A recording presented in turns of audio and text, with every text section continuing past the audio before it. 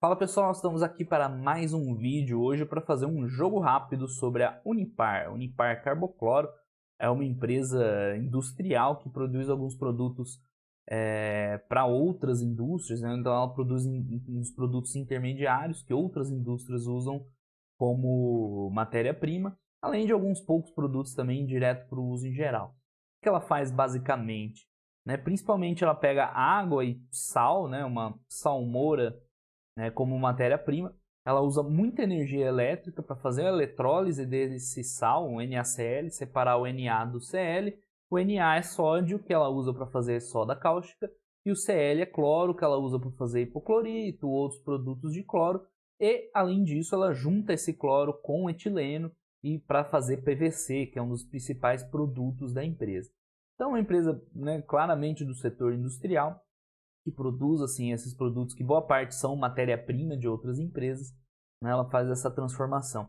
E ela tem uma característica muito de empresa cíclica, porque ela depende do preço desses produtos que ela vende para ter o seu desempenho. Então ela é uma empresa de commodity, claramente, que tem um comportamento cíclico, porque o preço aí do PVC, da soda, principalmente, vai variando, segue ciclos econômicos, e quando o preço está bom, a empresa geralmente tem resultado muito forte.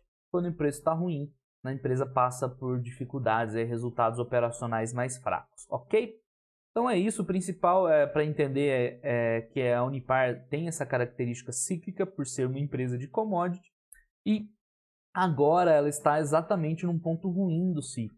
Então a gente vai ver nos números financeiros que a empresa tem observado uma queda de receita, né, que impacta lá na frente o EBITDA e impacta ainda mais o lucro líquido, que a gente já vai ver que está bem pressionado, né? Então nesse quadro aqui tem um resumo, uma queda da receita ali na casa de 7% de trimestre a trimestre, 11%, né, nos 9 meses, e isso vai jogar lá na frente um EBITDA caindo 30 e poucos por cento, 40%, e no final das contas um lucro líquido caindo 90% nos 9 meses, esse trimestre, inclusive ela fechou com prejuízo. Então ela está com resultados ruins, mas para uma empresa que é cíclica, que depende do preço desses produtos, é algo que meio que não tem como escapar. Em algum momento ela vai passar por um momento desse, né, de dificuldade. A dívida está aumentando um pouquinho, eu já comento lá na frente com um pouco mais de detalhe. Então, como eu comentei que a Unipar ela faz produtos que são matérias-primas para outras empresas, ela depende um pouco da economia em geral, então ela precisa que a economia dê uma melhorada, né? As empresas em geral aumentem sua produção para ela vender mais, né? Ela não vende direto para o consumidor, então ela não tem um poder assim de tentar estimular as vendas dela. Ela precisa que as outras empresas vão melhor. Então, como o cenário econômico está numa certa dificuldade, né? Recuperação econômica não está na velocidade que todo mundo gostaria, né? Isso vai contribuindo para ela ter dificuldade para vender, né? Então a gente está comentando que o PIB não está aquelas coisas, tem pressão externa. Tem outro ponto que impacta muito ela, que é a Argentina, né? Todo mundo sabe que a Argentina está em crise.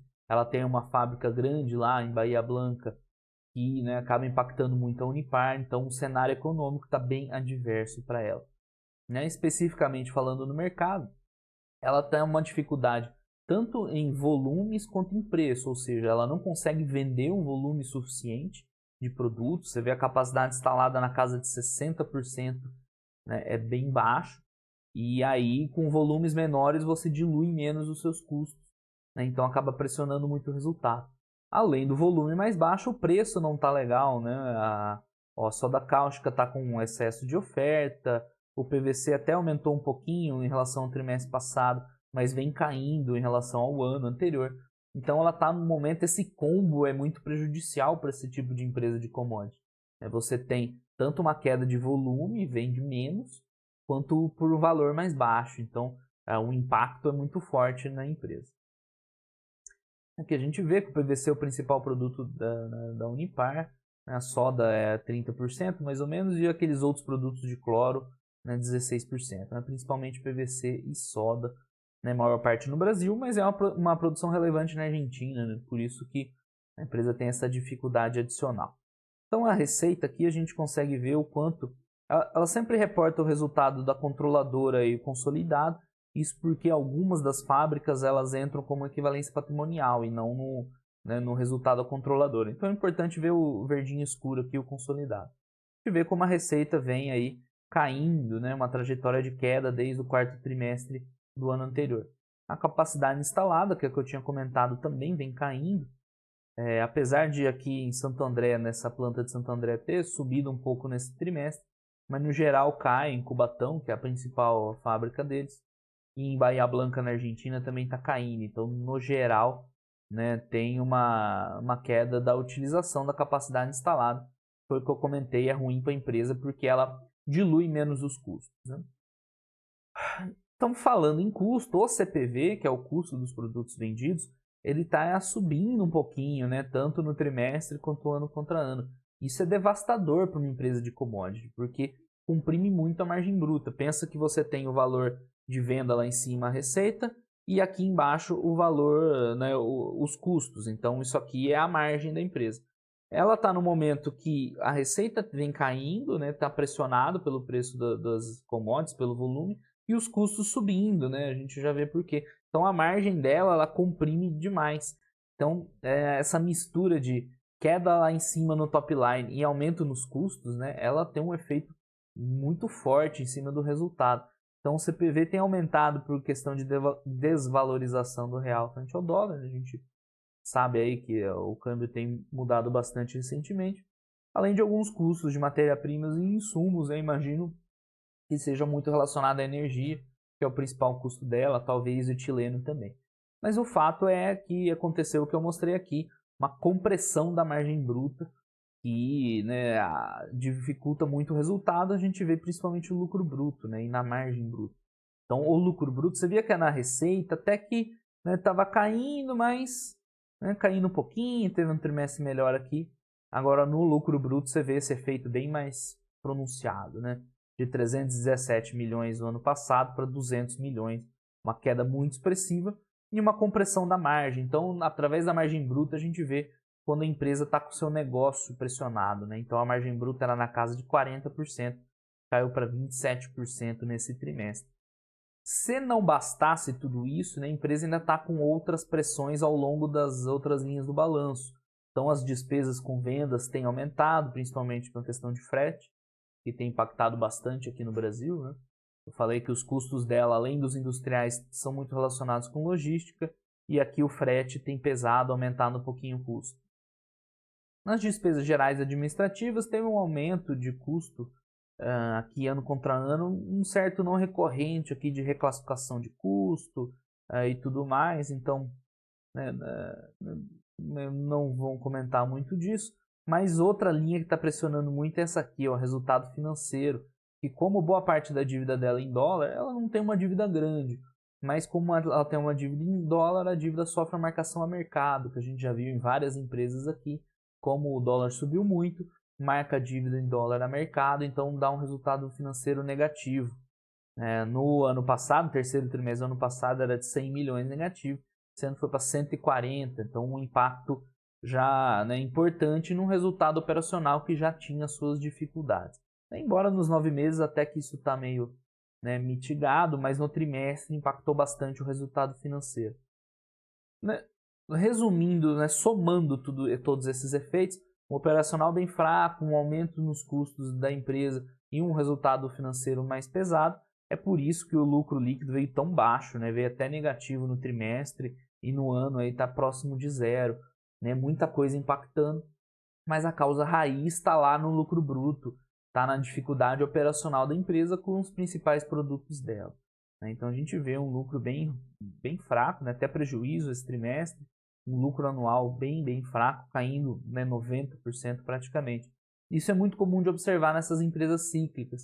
Quando estão na parte ruim do ciclo, um pouquinho de aperto lá em cima, ele vem desencadeando um efeito muito danoso, porque você dilui menos o custo do CPV, depois dilui menos o custo administrativo, dilui menos essas despesas. O resultado financeiro geralmente pesa, que a dívida tende a aumentar.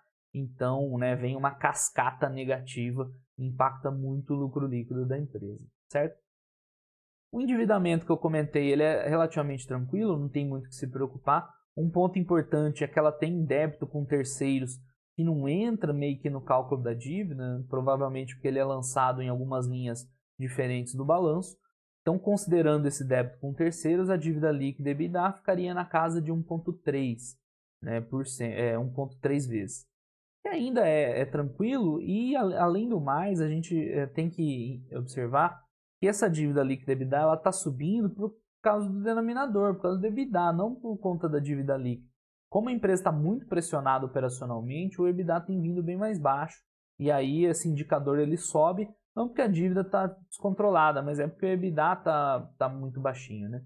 Então, acho que aqui tem a divisão da dívida, a gente vê que boa parte dela é em dólar, que eu tinha comentado.